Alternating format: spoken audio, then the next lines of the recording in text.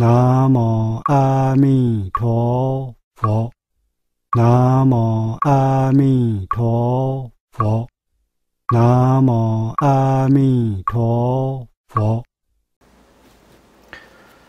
네, 이제 시작하겠습니다. 나무아미타불 반갑습니다. 오늘부터는 법연상인 전집 가운데 연불왕생 요의초 이 법문을 공부하겠습니다. 이 연불왕생 요의초도요, 우리가 이 법문을 알 수 있듯이 대정장에 수록되어 있는 그런 문장입니다. 이 요의초의 구성을 보면요, 여기에 술의라고 이렇게 한문으로 적어 놨는데요, 크게 두 가지 부분으로 나누어져 있습니다. 첫 번째는 술의이고요, 두 번째는 문답 부분입니다. 이 술의라는 것은 뭐냐면 총괄적으로 연불왕생의 요의에 대해서, 그러니까 중요한 뜻에 대해서, 핵심 요의에 대해서 이렇게 설명을 하는 겁니다. 자, 한번 보겠습니다. 이 첫 번째 부분 제가 한번 읽어 보겠습니다. 대저 연불왕생이란 시박오역을 가리지 않고 아미타불의 내용은 십성 일성을 빠뜨리지 않는다. 성도 제종에서의 성불은 상근이지를 근본으로 삼는 까닭에 성문 보살을 그 근기로 한다. 여기서는 간략하게 성도문과 정토문의 차이에 대해서 이렇게 설명을 하고 있습니다. 우리 이 정토종은요, 이게 연불왕생이라고 했는데, 중생들의 근기는 어떤 근기냐, 시박과 오욕죄를 지은 사람도 역시 왕생할 자격이 있다는 거예요. 왕생의 몫이 있다. 그 다음에 행법은 어떠하냐. 행법이라는 것은 그 수행 방법을 말하는 거예요. 이 행법은 이런 오욕과 시박의 죄를 저지른 이런 범부 중생이 10번 내지 한 번만 이렇게 소리내어서 칭명을 하더라도 아미타 부처님은 반드시 이 사람을 영접하러 오신다는 겁니다. 이것은 주로 광경의 하품왕생, 그 경문을 지금 근거로 하고 있는 겁니다. 이 내용 자체가 하품왕생에 대한 설명이라고 할 수가 있죠. 그 다음에 이거는 이제 정토문이고요. 성도문은 어떠냐면 성도 제종이라고 했는데, 이 제종이라는 것은 성도문의 모든 종파 또는 성도문 여러 종파에서, 성도문 여러 종파라면 뭐 천태, 화엄, 뭐 중관, 유식, 선종, 밀종 다 포함되어 있습니다. 일단 우리 정토종을 제외한 일체 성도법문, 성도문 종파들이 다 포함되어 있습니다. 그래서 이런 성도 종파에서, 제종에서의 성불은, 자, 우선 이 성불이 나왔기 때문에 일단은 소성은 아닙니다. 대성불교를 말하는 거예요. 상근이지를 근본으로 삼는 까닭에 성문보살을 그 근기로 한다. 성도 제종에서 성불을 하려면요, 그 근기는 반드시 성문보살 정도는 돼야지 수행해서 성불할 수가 있지, 우리 같은 이런 평범한 일반 범부는 아닙니다. 우리 같은 이런 박쥐 범부는 그 근기가 아닌데, 하물며 위에 말한 이 시박과 오역의 죄를 지은 이런 중생들은 더더욱 아니겠죠. 시박과 오역죄를 지은 사람이 성불할 수 있는 법문은 정토문을 제외하고는 없습니다. 부처님의 일대 시교에 이런 법문은 없습니다. 정토문을 제외하고는. 따라서 성도문에서는 오역시박은 당연히 성불 못하죠. 우리 같은 일반 범부 중생도 성불 못하는데. 그럼 수행 방법은 뭐냐? 성도 제종에서 하는 수행 방법은 개정의 사막에다가 육바라밀, 그리고 일체 재선 만행을 닦아야 되는 겁니다. 그 용맹 정진해야 되고요. 그 다음에 근기가 아주 뛰어나야 됩니다. 여기 상근이지라고 했는데요. 상근은 상근기라는 거고요. 이지라는 것은 날카로운 지혜를 가진 사람이다. 우리가 칼이 잘 드는 칼을 날카로운 칼이라고 하죠. 이런 날카로운 칼로는 옛날에 그 전하는 말에 의하면 옛날에 이런 이 보검들은 쇠를 그냥 무를 썰듯이 이렇게 썰을 수 있다고 하더라고요. 그게 사실인지는 모르겠지만 아무튼 이제 그 칼날이 그만큼 날카롭다는 거죠. 이 상근기를 가진 사람들의 지혜 역시 그러하다는 거예요. 날카로운 지혜를 가졌다는 거예요. 그래서 이런 사람들은 법문을 들으면 쉽고 빠르게 깨달을 수가 있고요. 수행 성취도 굉장히 빠릅니다. 그래서 일단은 이 최상의 근기를 근본으로 삼기 때문에 그 중에 성문보살을 근기로 한다. 물론 여기 이제 성문 속에는 영각도 성문이 다 포함되어 있는 거예요. 원래는 성문 영각 보살을 근기로 한다. 이렇게 말하는 게 이게 좀 완전합니다. 그래서 이런 사람들이요, 아까 시박과 오역죄를 가진 사람들은 그 근기가 아니라고 했습니다. 성도문을 닦을 수 있는 근기가 아닙니다. 그리고 십성 일성으로 성취할 수 있는 것은 더더욱 아니죠. 성도문에는 그런 방편이 없습니다. 그 다음에 이 글에서는 우리들어 성도문을 버리고 정토문으로 돌아가라고 지금 권장하고 있습니다. 그러나 시대는 이미 말법이고 사람은 모두 악기이므로 닦기 어려운 성도 제종을 애써 배울 바에는 속히 쉬운 행인 아미타불 명호를 불러 금생의 생사의 집에서 벗어나 일생에 영원히 윤회의 업을 끊는 것만 못하다.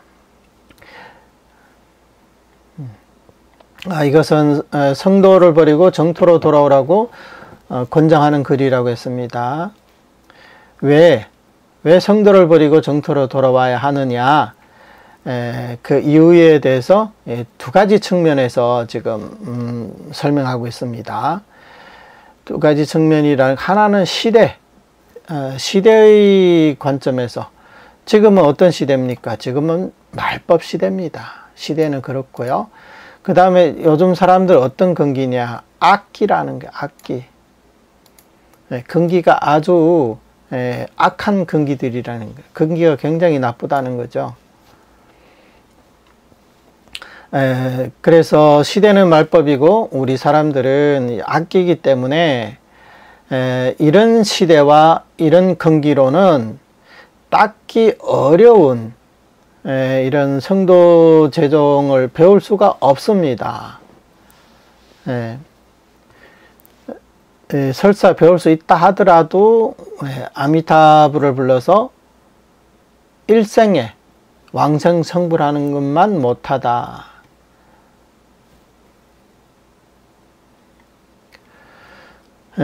그렇게 본다면 이 시대와 근기의 측면에서 보더라도 우리는요 반드시 연불에서 정토왕생을 추구해야 됩니다. 이것은 시대와 근기의 필연성이라고 할 수가 있습니다. 이러한 시대와 이러한 근기로는 정토왕생을 구할 수밖에 없다. 이런 부분은 우리 정토종에서 중점적으로 부각하는 그런 부분이거든요. 보통 이 성도문에서는 이런 얘기들을 잘 하지 않습니다. 시대와 근기에 대해서 보통 말을 잘 하지 않아요. 예를 들어서 선종의 경우 어떻습니까? 선종에서는 항상 이런 말을 하죠. 법에 무슨 정법이 있고 상법이 있고 말법이 있느냐. 지금 이 자리에서 깨달으면 이 자리가 정법시대지. 그게 무슨 상법이 따로 있고 말법이 있냐. 이렇게 얘기를 하거든요. 근데 이것은 순전히 법의 관점에서만 그렇게 얘기를 하는 거고요. 그러나 이 법을 닦는 중생들의 근기, 그리고 그 중생이 처한 시대, 이걸 논한다면요, 당연히 정법이 있고 상법이 있고 말법이 있을 수밖에 없습니다. 요즘 시대 중생이 뭐 부처님 시대, 정법 시대와 똑같은가요? 정법 시대는 그 수많은 보살님들 그리고 아라한들이 계셨잖아요. 근데 지금 전 세계 뭐 보살이 몇 명이나 계시고 아라한이 몇 명이나 계실까요? 이렇게 비교하면 금방 그게 확연히 드러나는데, 그 종파의 우월성을 그것을 이제 강조하려고 하다 보니까 이 정법, 상법, 말법을 이렇게 부정을 하는 거거든요. 그러나 우리 정토종은 굉장히 현실적인 그런 종파라고 할 수가 있습니다. 아주 고상한 이론만 가지고 얘기하는 게 아니고, 우리가 지금 어떤 시대냐, 이거 말법 시대, 이게 현실적으로 말법 시대 맞잖아요, 지금. 누가 봐도 지금 말법 시대가 맞잖아요. 그리고 우리의 근기는 어떤 근기입니까? 정말로 하애란 근기도 맞잖아요.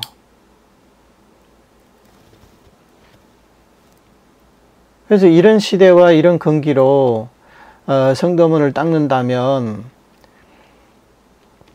굉장히 어렵습니다. 그게 그 자체가, 교리 자체도 깨닫기도 힘들고 또 닦기도 어렵습니다.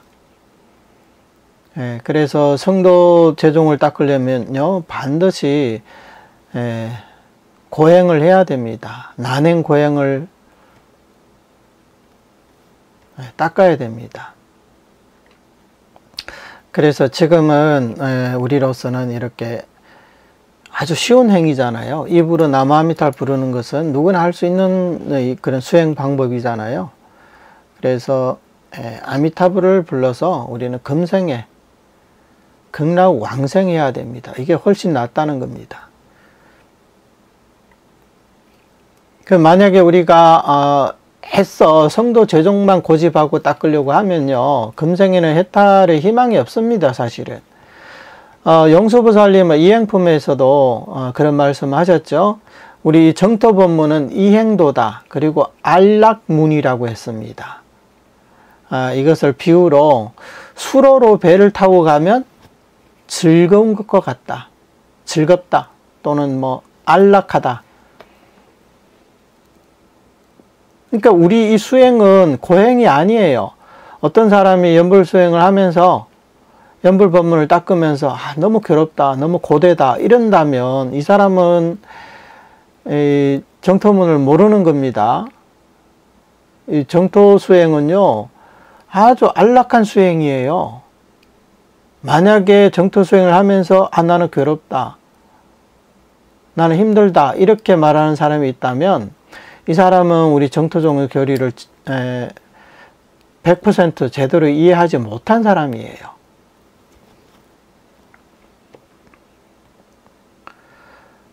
그래서 우리 정토 법문은 안락 법문이다. 그 다음에 그 이익을 말한다면요, 우리 이 법문은 금생에 반드시 이 사막도의 집에서 벗어날 수 있고 이 육도 윤회에서 벗어날 수가 있습니다. 그래서 우리 일생에 여러 생이 필요 없이 일생에 영원히 윤회의 업을 끊고 정토왕성에서 성불할 수가 있습니다. 여기까지가 성도를 버리고 정토로 돌아오라고 권장하고 하는 글인데요. 이렇게 설명을 했는데도 어떤 사람은 또 의혹이 있을 수가 있습니다. 그래서 이제 마지막 부분은 근기와 교법에 대한 의심을 깨뜨림, 뭐 그런 글이라고 볼 수가 있습니다. 근기와 교법에 대한 의심을 깨뜨림. 자, 한번 보겠습니다. 비록 어떤 사람이 말하기를 일체 경로는 모두 석가세존이 설한 경전의 가르침이다. 따라서 법화나 열반 등 대승경전을 수행하여 성불하는데 무슨 어려움이 있겠는가. 특히 법화경은 삼세제불 역시 이 경에 의지하여 성불하셨고 시방열애 또한 이 경에 의지하여 정각을 이루셨다. 따라서 법화경을 독송한다고 해서 무슨 부족함이 있겠는가 라고 하더라도 일단 이 문맥상 여기 더 이어지는 게 맞는데, 근데 이 글 자체는 여기서 일단은 일단락 하고 그 다음에 또 바로 비록 이와 같이 말하더라도 이렇게 이어지고 있습니다. 그래서 여기서 이 단락으로 끊었습니다. 이 사람의 의문은 뭐냐면 3장 12부 부처님이 설한 3장 12부 모든 경율론 3장을 말하는 거죠. 그 속에 있는 이 경론들은요, 전부 서가모니 부처님께서 설한 경전의 가르침이라는 거예요. 물론 여기에서 말하는 것은 이제 석가세존의 가르침이라고 했는데, 근데 어떤 논서 같은 경우에는 제자들이 나중에 그 결집한 것도 있거든요. 그러나 그런 결집한 내용이 결코 서가모니 부처님의 가르침과 어긋나지 않기 때문에 여기서 일체 경로는 모두 석가세존이 설한 그런 경전의 가르침이다, 이렇게 말씀하신 거예요. 그러니까 이렇게 말씀하셔도 된다, 그런 말입니다. 그 많은 경론 가운데 특히 법화경, 열반경, 또 하나 더 붙이자면 뭐 어떤 사람 화엄경을 또 들 수가 있습니다. 이런 대승경전이 있거든요. 이거는 우리 대승불교에서도 굉장히 중요시하는 그런 경전들입니다. 그렇기 때문에 이런 경전의 교리에 의거해서 수행해서 성불하는 것도 어렵지 않을 것이다. 그 중에서도 특히 이 법화경이라는 것은 다들 아시겠지만 서가열애께서 출세 본회를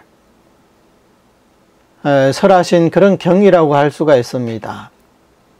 물론 이것은 이제 성도문의 출세 본회 경이라고 우리는 그렇게 보고 있습니다만요.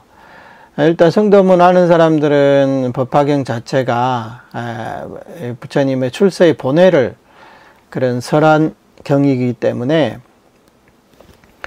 서가모니 부처님께서 이 사바sek에 오신 이유가 바로 계시오의 불지지견이다. 즉 부처님의 지견을 열고 보이고 깨닫고 들어가게 해주기 위해서 오셨다는 거예요. 그러면 이 계시오입이라고 했을 때요, 이 진실한 법을 열어 보인다, 이거는 부처님이 하실 일이죠. 그러면 우리 중생들은 그것을 통해서 깨달아 들어가야 되는 거예요. 부처님의 지견을 우리가 깨달아 들어가야 된다는 거예요. 이건 좀 이따 설명을 드리겠습니다. 그렇게 해서 삼승불교를 방편으로 삼고 일불성을 국영진실로 삼고 있습니다. 이 법화경의 종지에 대해서 지금 설명하는 거예요. 그래서 법화경의 종지가 뭐냐? 보통 회삼귀일이라고 합니다. 또는 객권현실이다. 방편을 열어서 진실을 드러내는 게 그게 법화경입니다. 그리고 그게 법화경의 종지이고요. 삼성을 일불성으로 인도에 들어간다.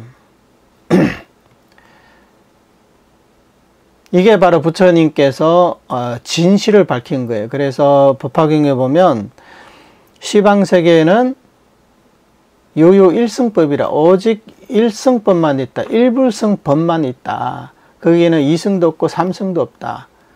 이승과 삼승이 있는 것은 부처님의 방편설에 불과하다. 이런 말씀이 있습니다.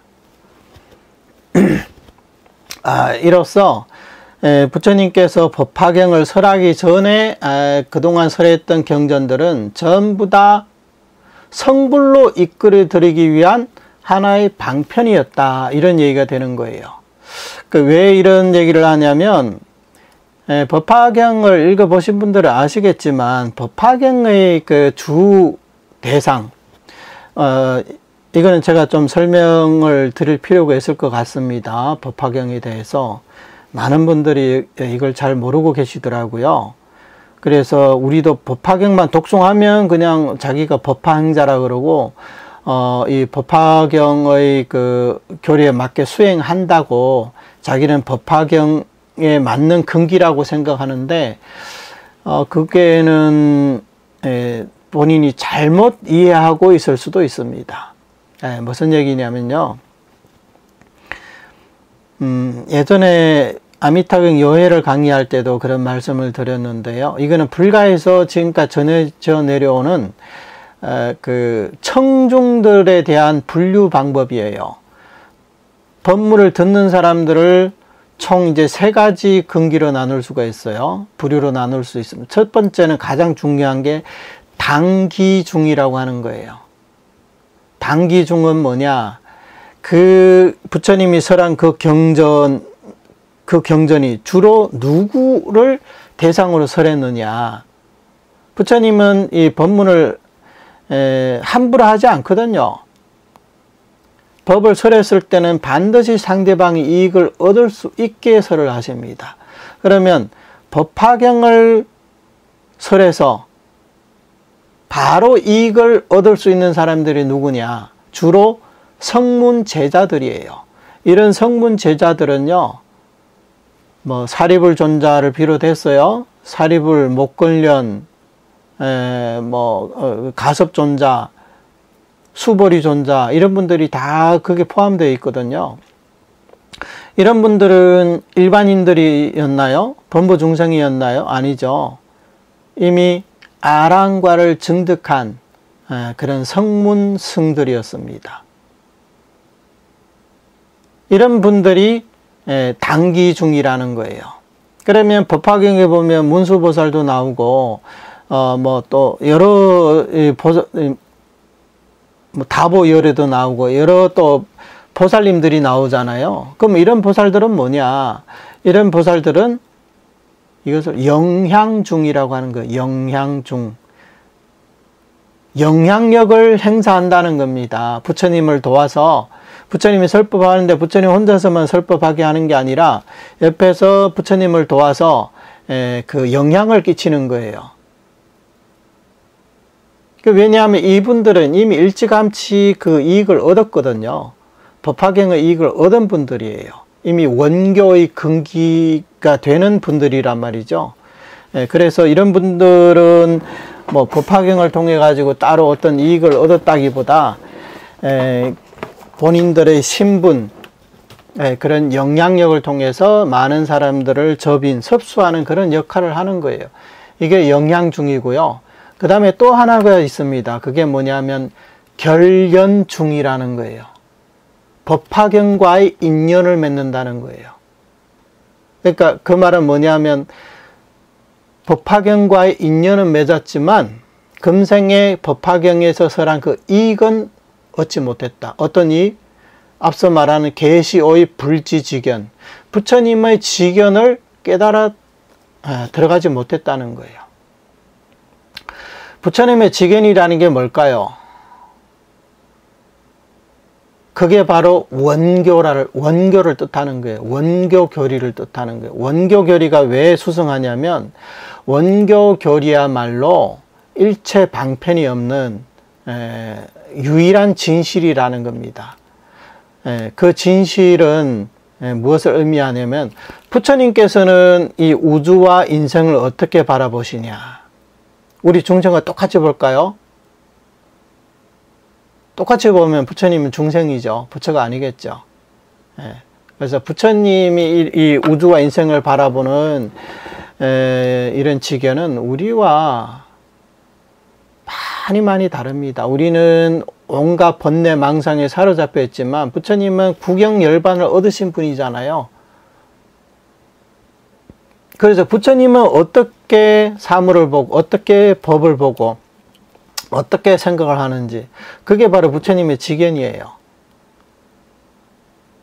그 법화경에서 그 진실한 이익이라는 것은 바로 이러한 부처님의 지견을 우리가 깨닫고 그것을 증득하게 하는 겁니다.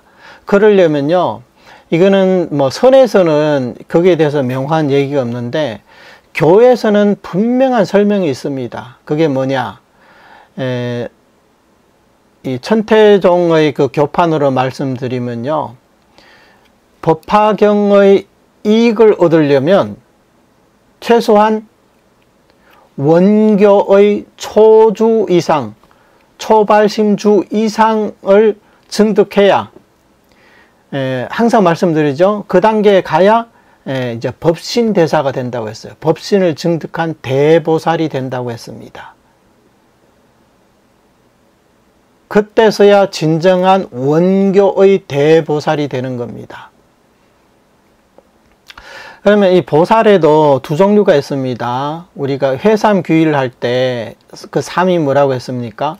성문, 영각, 보살이라고 했잖아요. 여기에 보살이 있어요. 그 다음에 일불성이라고 했잖아요. 일불성은 또 뭘까요? 일불성 역시 보살이에요. 그러면 이 보살과 저 보살이 뭐가 다르냐?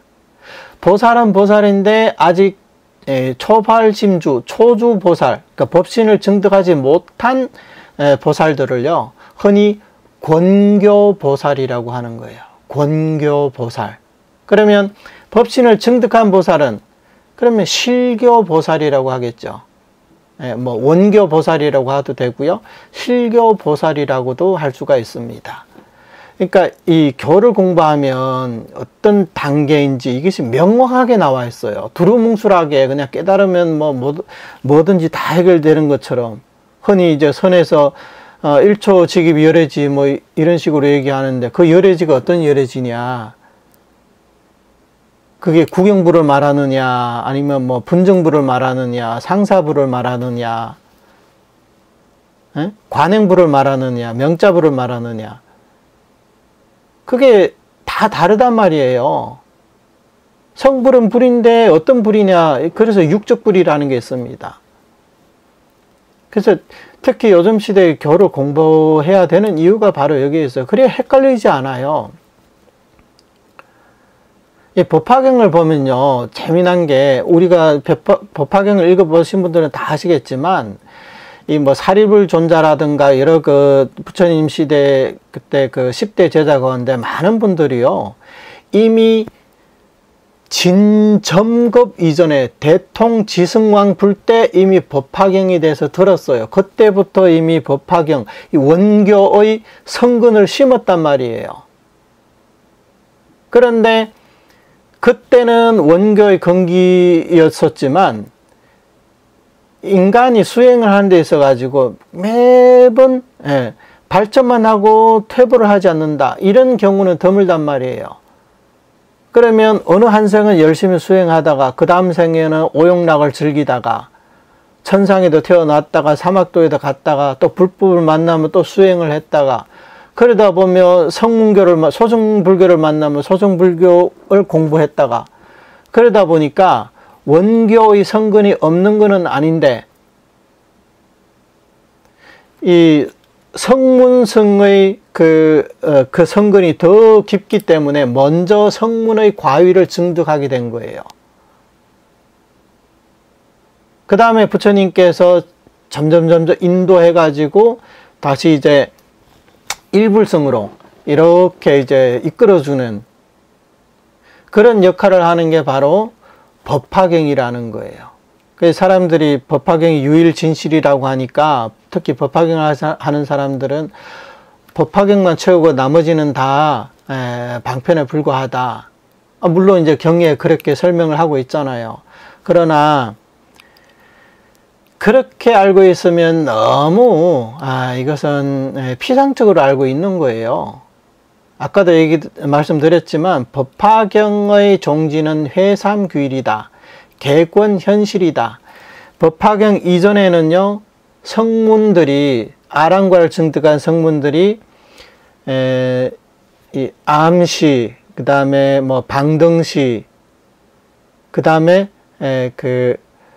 반야시 이렇게 거쳐왔거든요. 거쳐왔는데 반야시까지만 해도 성문성들이 이 반야사상까지 부처님께서 가피로 다 이해를 하게 돼 있어요. 그러나 본인들은 그것은 보살의 교법이지 우리의 교법은 아니다.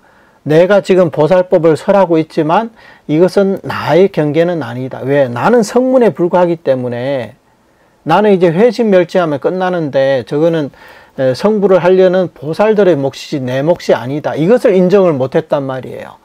그래서 법화경에 이르러서 부처님께서 방편을 열어서 진실을 드러내면서 뭐라고 했습니까? 너희들이 지금까지 닦아왔던 게 모두 보살도라고 얘기를 하고 있어요. 그러니까 다른 말로 너희들도 보살이다. 너희들은 그냥 성문이 아니라 내가 진실을 말해줄 테니까 너희들은 보살이다. 이것은 우리가 궁자의 비유에서 잘 알 수가 있잖아요. 궁자의 비유가 뭐가 있습니까? 어릴 때 아버지와 헤어져 가지고 노숙 생활을 하다가 거의 50년이 돼서 아버지를 찾아가, 그 장문을 지나다가 아버지가 발견을 해서 잡아오라고 하니까 기절을 했잖아요. 그래서 노숙 생활을 너무 오래 해가지고 이렇게 바로 신분을 드러내면 얘가 못 받아들일 줄 알고, 그래서 아버지가 얘한테 일을 시킨 게, 아들한테 먼저 화장실 청소하라, 변을 치우는 일을 시켰어요. 그러니까 그래, 이거는 내가 할 일이 맞아, 내 신분에 딱 맞아. 거의 50년 가까이 이 노숙 생활을 해왔기 때문에 뭐 변을 치운 것쯤이야 내 신분에 어울린다, 이렇게 생각한 거예요. 근데 그 장자 아버지가 봤을 때 마음이 얼마나 아프겠어요. 내가 이렇게 재산이 많고 권력이 많은 이런 대부 장자인데 내 친아들이 저 똥이나 치우고 있으니까 마음이 얼마나 아프겠어요. 그러나 아들의 그 뜻이 그러하기 때문에, 아직까지 성숙하지 못했기 때문에 어쩔 수 없어요. 그렇게 수순할 수밖에 없어요. 그러다가 그 다음에 이제 집안의 그 장부를 아들한테 맡기는 거예요. 근데 이 아들이 장부를 보면서 이 집안의 재정 상황, 집안에 뭐 어떤 물건이 있고 어떤 재산이 있고 재산이 얼마 있고 다 알 거 아니에요. 회계 일을 했으니까 장부를 다 보고 출납을 하고 회계 일을 했기 때문에 집안에 뭐가 있는지 다 안단 말이에요. 그러나 이것은 장자의 것이지 내 것은 아니다. 나는 그냥 월급 받고 일하는 사람에 불과하다. 그 돈이 자기 돈이라는 것을 이해를 못한 거예요. 그러다가 마지막에서야 이 대부장자가, 너는 원래 내 아들이다. 50년 전에 어떻게 헤어졌는데, 그래서 한눈에 알아봤다. 근데 어찌 해가지고 얘기를 못하고 지금 와서 얘기를 하는데, 다른 사람들에게도 나의 이 재산은 전부 내 아들에게 물려줄 것이다. 이렇게 발표를 해버리잖아요. 이게 바로 법화경의 그 핵심을 얘기하고 진실을 드러내고 있는 거예요. 그러니까 결국에는 이런 아라한들도 결국은 다 일불성으로 돌아올 수밖에 없다는 거예요. 예, 잠시 방편으로 삼성법을 설해서 삼성법을 닦고 있지만 사실은 그게 역시 보살도라는 거예요. 그러니까 법화경의 특별함 또는 법화경의 수성함이 바로 여기에 있는 거예요. 그러면 우리가 각도를 조금만 바꿔가지고 한번 생각을 해봐요. 법화경을 설하기 전에는 앞에 이 삼성이 방편이라는 걸 몰랐잖아요. 뭐 법화경에서 방편을 진실을 드러내고 나서 그 다음에 우리가 다시 삼성을 봤을 때 어떤 생각이 들어요? 그 삼성을 그냥 삼성이라고 생각할까요? 그렇지 않습니다. 이 삼성은 전부 일불성이다. 왜? 법화경의 그 객관 현실을 우리가 알았기 때문에 그렇게 생각할 수가 있는 거예요. 그래서 법화경의 이 개현이라고 하죠. 객관 현실. 그러니까 진실을 우리가 알고 나서는요, 모든 경전이 대승경전이 다 평등해지는 거예요. 왜?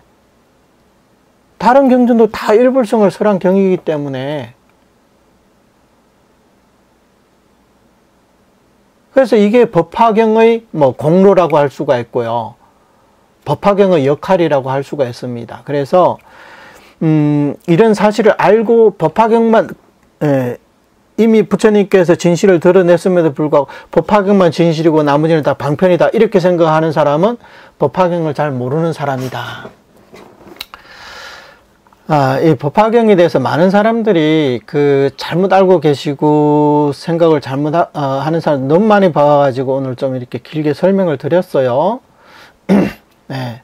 그래서 사람들은 이런 법화경만 독송해도 이게 대승경전에서 아주 중요한 경인데 이것만 독송해도 우리가 성불할 수 있지 않겠느냐 이렇게 생각할 수 있다는 거예요. 자, 그런데 그렇지 않다. 자, 보세요. 비록 이와 같이 말하더라도 우리의 근기로는 이 교법을 배울 수가 없다. 왜 그런가? 법화경은 보살과 성문을 근기로 삼는 까닭에 우리 범부의 근기에 부합하지 않는다. 그러나 아미타불의 본원은 말법 시대의 우리를 위해 바람 원이므로 요즘 시대에 이루어 결정코 왕성한다.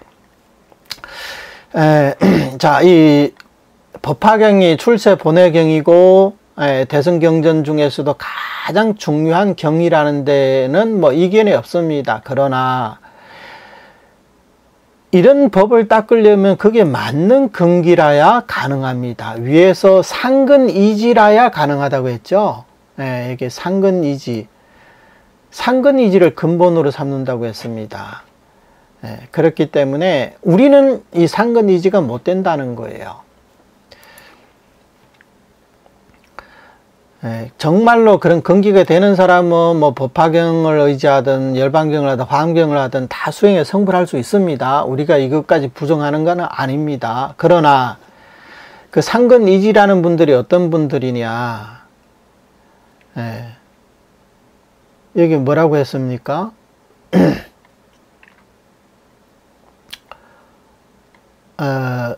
이 성문과 보살과 성문을 근기로 삼는다고 했습니다. 보살과 성문을 근기로 삼는다고 했어요. 여기 잠깐 이거 좀 더 설명을 드려야 됩니다. 위에 이걸 놓친 것 같은데, 삼세재벌 역시 이 경에 의지해서 성불했고, 그 다음에 시방열에 또한 이 경에 의지하여 정각을 이루셨다. 마치 법화경이 없으면 뭐 삼세재벌에 성불 못하는 것처럼 이렇게 말씀하셨잖아요. 시방열애라 모든 부처님이 다 이 법화경에 의지해서 정각을 이루셨다. 이렇게 말씀하셨거든요. 이것은 어떻게 우리가 이해해야 되냐? 역시 방금 제가 설명드린 데서 벗어나지 않습니다. 무슨 이유냐면 법화경에서 일불성을 밝혔기 때문에 모든 사람이 성불을 하려면 반드시 일불성을 통해야만 성불할 수가 있어요. 성문만 가지고는 성불할 수 없겠죠. 왜? 성문은 아라한이 되는 것을 목표로 하잖아요. 연각은 뭐 벽지불이 되는 걸 목표로 하고요. 물론 이제 보살은 성불을 목표로 하지만, 근데 이런 보살들도 권교의 보살이 있고 실교 보살이 있다고 했습니다. 실교의 보살은 일불성의 보살이라고 할 수가 있어요. 그래서 이 법화경을 통해서 성불하셨다는 말은 바로 일불성을 통해서 성불하셨다, 이렇게 이해를 하시면 됩니다. 네, 그런데 우리는 그게 어렵습니다.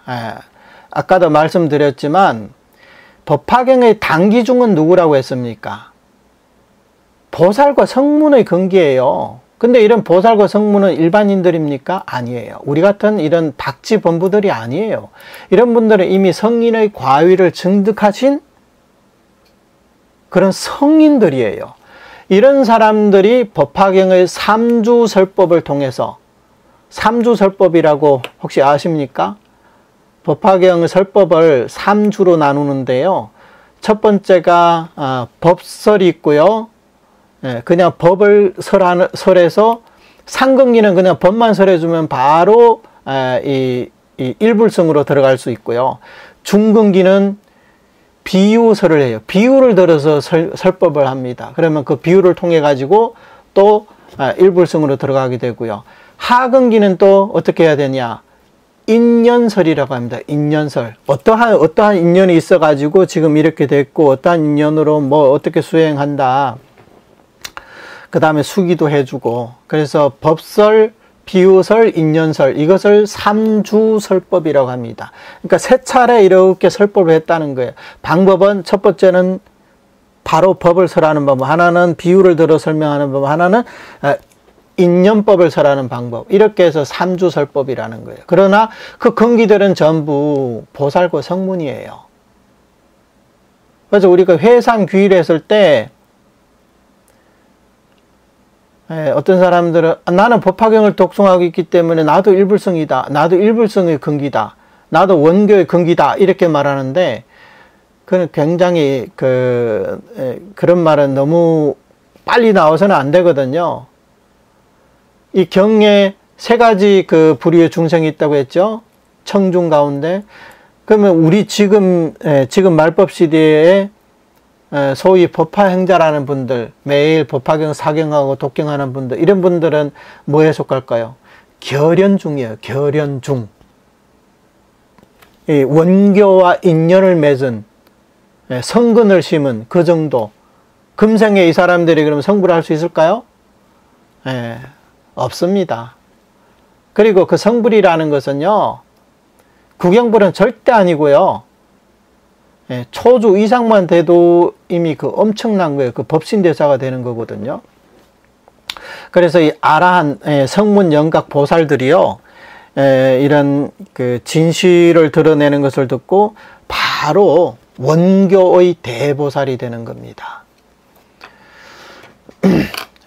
그래서 뭐 법화경, 열반경, 화엄경 이런 경들이 뭐 안 좋은 건 아니지만 우리의 근기에는 잘 들어맞지 않다는 거예요. 그래서 우리 본보의 근기에 부합하지 않는다. 근데 반면에 이제 아미타 부처님은 어떨까요? 아미타 부처님은 아미타 부처님은 이제 그렇지가 않죠. 바로 일체 대승 경전을 통해서 성불할 수 없다는 것을 아셨기 때문에, 우리 중생들의 근기를 너무나 잘 알고 이 시대를 너무나 잘 알기 때문에 이런 우리를 구제하기 위해서 오직 아미타 부처님만 우리를 위해서 발언을 하신 거예요.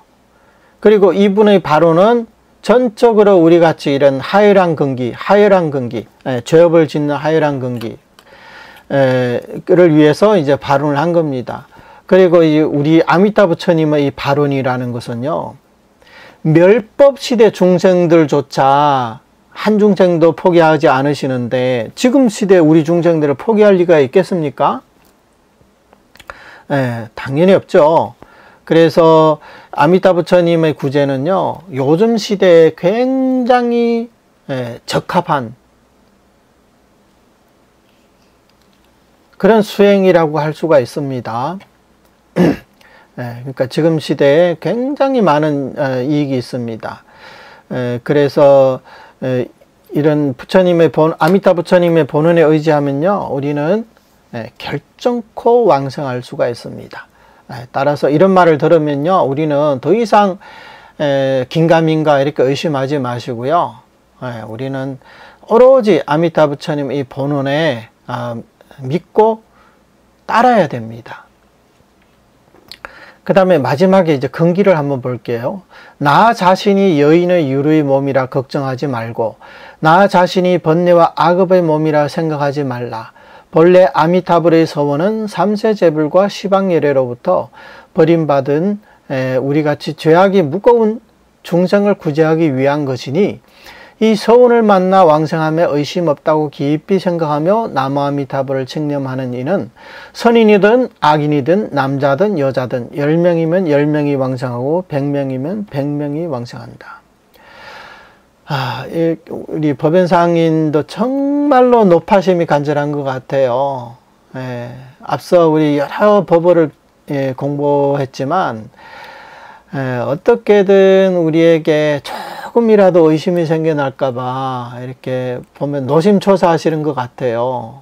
그래서 항상 여러 가지 그 각도에서 우리들의 의심을 해소시키기 위해 가지고 이렇게 설명을 해 주십니다. 여기는 한번 볼게요. 나 자신이 여인의 유루의 몸이라 걱정하지 말고, 뭐 요즘에는 뭐 내가 여자기 때문에 수행 성취하기 어려울 것이다 이렇게 생각하는 분들은 많지 않을 것 같아요. 근데 옛날에는요 그렇지가 않거든요. 옛날에는 여인들에 대해서 이제 남존 여비 그런 이제 사상들이 많았잖아요. 남성 우월주의. 그리고 옛날에 이제 여자들의 지위가 그렇게 낮은 것도 사실이었어요. 이거는 부처님께서도 보면 이제 그 경에 보면 여자에게는 유루의 몸이, 여자는 유루의 몸이다. 또는 이제 5가지 장애가 있는 몸이다. 이렇게도 얘기하거든요. 유루라는 게 이제 장애가 있다는 거예요. 그래서 여인은, 뒤에도 나오는데, 여인은, 어떤 게 있냐면, 5장 3종이 있다고 했어요. 5장. 5장은 5가지 장애가 있고요. 종은 3가지 따름이 있다고 하는 거예요. 5장에 뭐가 있냐면, 이 여성의 자질이나 능력상 여자로서 성취할 수 없는 5가지 일이 있다고 합니다. 여자의 몸으로. 그게 뭐냐면, 첫 번째는 여자의 몸으로 범천왕이 될 수가 없다고 합니다. 두 번째는 재석천왕이 될 수가 없고요. 세 번째는 마왕도 될 수가 없대요. 우리 마왕 파순하잖아요. 마왕이 되려도 여자로의 몸으로는 될 수가 없대요. 그 다음에 또 하나는 뭐가 있냐면 전륜성왕이 될 수가 없습니다. 그 다음에 5번째는 뭐가 있냐면 부처가 될 수가 없어요. 여자의 몸으로. 그럼 법화경에 그 용녀 성불, 그 여자가 성불한 게 아니냐 할지 몰라도, 근데 경문을 보면 아시겠지만, 용녀가 성불할 때는 남자의 몸으로 바뀌었다가 성불을 한 거예요. 그 경문을 읽어보면 아실 거예요. 물론 여기 또 여러 가지 설명이 있어요. 불교에서 부처님 말하는 남자와 여자, 남자를 보통 이제 장부라고, 대장부 할 때 장부라고 표현하는데, 그 다음에, 근데 이제 이 남자, 여자에 대한 구분도 굉장히 재밌어요. 나중에 기회가 되면 그 설명을 해드리겠습니다.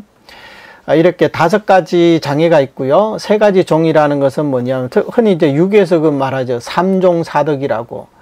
옛날 사람들, 요즘은 뭐 그렇지 않을 거예요. 어려서는 아버지를 따라야 되고, 시집 가서는 남편을 따라야 되고, 늙어서는 아들을 따라야 된다. 이게 3종 사상이거든요. 그래서 옛날에 이제 여자들은 본인 스스로 이제 열등감을 느낄 수가 있는 거예요. 보편적으로 여자들은 교육 수준도 높지 않고 본인 스스로 이런 장애가 있다는 것을 알기 때문에, 그래서 이런 사람들은 당연히 자기가 그 업장이 두텁다 이렇게 생각할 수밖에 없죠. 근데 우리 아미타 부처님의 본원에서는 그런 게 걱정할 게 전혀, 문제될 게 전혀 없다.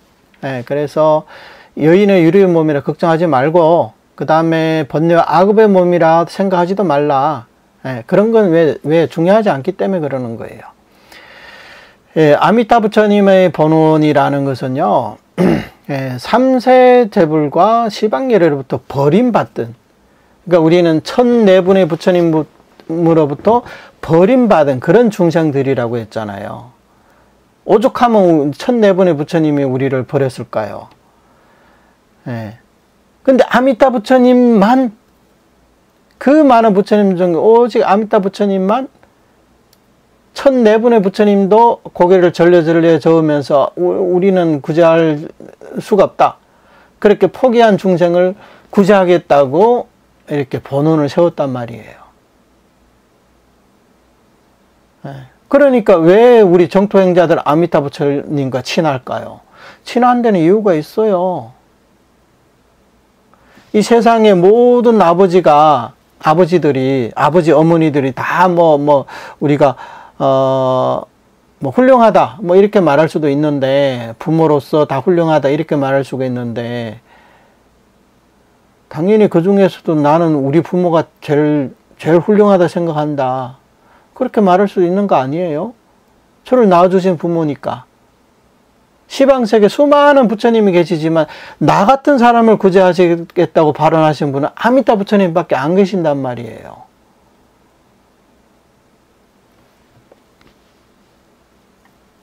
그러니 우리가 아미타 부처님 본원을 떠나서 우리가 어떻게 구제될 수가 있겠습니까? 그래서 아미타 부처님의 서원이 바로 우리 같은 중생을 구제하기 위해서 그 서원을 바란 거예요. 그런데 어떻게 우리가 왕처 못할까 걱정할 수가 있어요. 이런 걱정을 하는 사람들은요, 겉으로는 본인 자신에게 문제가 있다고 걱정하는 것 같아도 실제로는 부처님을 의심하는 것밖에 더 되겠어요? 부처님은 이런 중생을 구제하겠다고, 그리고 너희가 왕생 못하면 날 성불하지 않겠다고 이렇게 맹세까지 하셨는데, 그럼에도 오늘날 이렇게 설명하는데도 그래도 내가 왕생 못하면 어떡하냐, 아미타 부처님이 나를 받아주실까? 내 같은 사람이 왕생할 수 있을까? 이렇게 말하면 정말로 부처님 눈에 정말 피눈물이 나게 하는 거예요. 물론 삼세재벌 시방열에 다 자비롭죠. 그러니까 부처님들끼리는 각자 역할이 있어요. 어떤 부처님이 더 자비롭고 어떤 부처님이 덜 자비롭고 그런 게 있어서 아니라, 부처가 되면 모든 부처님을 다 자기 자신이라고 생각하거든요. 부처님과 부처님은 너다 나다 이렇게 구분할까요? 차별할까요? 그렇지 않습니다. 그래서 다른 부처님이 못하는 역할을 아미타 부처님께 몰아주신 거라 이렇게 생각하면 돼요. 그럼 아미타 부처님이 구제해 주신다는 것은 이제 나머지 부처님이 다 함께 구제해 주신다. 우리는 이렇게 생각할 수도 있습니다. 그러나 이제 그거는 이제 부처가 되고 나서 우리가 그렇게 생각하는 게 옳지만, 지금 현재로서는 일단 이 별의 홍문을 세우신 분은 아미타 부처님이기 때문에 우리는 전적으로 아미타 부처님의 본원에 의지해야 됩니다. 그래서 이런 부처님들께서 시방세계 수많은 부처님들이 번번이 이 세상에 오셨지만, 우리 같은 중생들은 번뇌 업장이 너무 많아서 번번이 부처님의 교화에서 빠졌어요. 그럼 우리 이런 중생들은 어떻게 해야 될까요? 그래서 아미타 부처님이 이제 발언을 하신 거죠. 이 중생들의 이런 근기, 이런 상황을 자세히 살피고 나서 내가 성불의 공덕을 공짜로 육자명호 속에 넣어서 너희들에게 주겠다. 그러면 이 명호만 부르면 왕성해서 성불할 수 있다. 이 명호를 부르는 사람들은 3대 아성지급 수행이 필요 없이 나의 정토, 나의 보토에 왕성해서 빠르게 무생법인을 얻고 삼명육통을 얻고, 이 십지원행 자연창이라고 하잖아요. 십지원행이 저절로 드러난다. 극락왕성하면. 그래서 우리는 빠르게 이렇게 성불할 수가 있습니다. 그렇게 해서 우리가 이 아미타 부처님의 이 서원을 만났다는 것은 우리가 바로 아미타 부처님의 구제의 대상이라는 것을 우리가 알 수가 있습니다. 그래서 우리는 깊이, 우리는 깊이 이 서원을 만나 왕생함에 의심이 없다고 깊이 생각해야 됩니다. 가볍게 생각해서는 안 돼요. 깊이 생각해야 됩니다. 그래서 나무아미타불을 전수 칭명 연부를 하는 겁니다. 그러면 선인, 악인, 남자, 여자 뭐 상관없이 10이면 10, 100이면 100, 1000이면 1000 한 명도 남김없이 왕생할 수 있다는 거예요. 그래서 우리 불교에는요, 혜정스님도 항상 그런 말씀을 하시거든요. 아미타 부처님의 존재야말로 아미타 부처님의 존재가 있기 때문에 이 불교의 대자대비를 제대로 구현해낼 수 있다. 우리가 다른 부처님들 다 대자대비라고 하잖아요. 그러나 보통은 우리가 관념적으로, 물론 부처님, 모든 부처님은 대자대비죠. 근데 그 대자대비가 나에게 어떻게 적용을 하느냐, 이렇게 봤을 때는 우리에게 진정으로 대자대비 하신 분은 아미타 부처님밖에 안 계세요. 그렇지 않나요? 네. 우리는 앞서 1004분의 부처님부터 버림받은 중생들인데, 이런 중생을 오직 아미타 부처님 한 분만이 우리를 구제하시겠다고 발언하시고 수행하시고 지금 명호까지 회양해 주고 있습니다.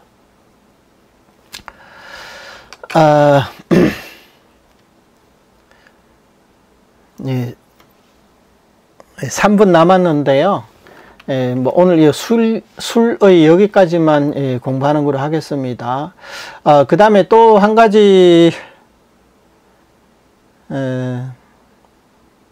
많은 사람들이 생각을 잘못하고 있는 부분이 있는데요. 즉, 이제 성자문을 닦는 사람들, 예를 들어서 참선하는 사람들, 이런 생각을 많이 하잖아요. 금생이 안 되면 다음 생에 또 하는 거고, 다음 생에 안 되면 또 하면 되지. 이렇게 세세생생 수행하겠다는 사람들 많잖아요. 그리고 우리 불교의 그 발언문에 봐도 뭐 세세상행 보살도라는 말도 있고요. 물론 그 보살도가 극락 갔다가 다시 와서 보살도를 닦느냐, 아니면 범부의 신분으로 이 땅에서 계속 윤회하면서 보살도를 닦느냐. 우리 한국 불교에는 보면요, 그냥 범부의 신분으로 이 땅에서 세세생생 보살도 하겠다는 분들이 꽤 많이 계시더라고요. 의외로. 그 진심인지 뭐 아닌지는 그거는 확인할 길이 없지만, 아무튼 그렇게 말씀하시는 분들은 꽤 많이 본 것 같아요. 자, 그러면 여기에 문제가 하나 있는데요. 이분들의 생각으로는 내가 시간이 부족해서 그러지, 시간만 충분하면 나도 언젠가는 성불 하겠지, 이런 생각을 갖고 있는 것 같아요. 그죠? 금생이 안 되면 다음 생하고, 다음 생 안 되면 그 다음 생, 언젠가는 시간만 충분하다면 언젠가는 성불하지 않겠느냐, 이렇게 생각하시는 분들이 많다는 거죠. 그러면 이 점을 한번 생각을 해봅시다. 정말 우리가 시간이 부족해서 지금까지 성불 못했을까요? 시간이 부족해서 우리 지금까지 성불 못했을까요? 경전에 이런 말씀이 있어요. 선도대사님의 그 관능경 사첩서에도 그런 말씀이 있는데, 옛날에 이 서가모니 부처님이든 관세음보살이든 뭐 대세지보살이든 문수보현보살, 이런 분들은요, 우리와 똑같이 발심했다는 거예요. 수행하기로 발심했다는 거예요. 그런데 그분들은 이미 성불하고도 이 수억급을 중생 구제하고 있는데, 우리는 지금 뭘 하고 있습니까? 우리는 중생 구제는 커녕 자기 자신조차 구제 못하고 있어요. 지금 그렇게 살고 있잖아요, 우리는. 근데 시간이 부족해서 우리가 성불 못했다고요? 그렇지는 않습니다.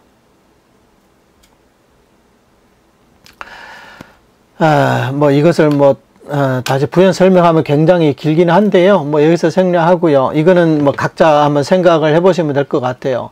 다행히 우리는 이렇게 세세생세 수행하지 않고 금생에 해탈할 방법을 만났기 때문에 금생에 이 기회를 절대 놓쳐서는 안 됩니다. 오늘 시간이 돼서 여기서 마치겠습니다. 수고하셨습니다. 나무아미타불. 감사합니다. 나무 아미토 나무 아미토 나무 아미토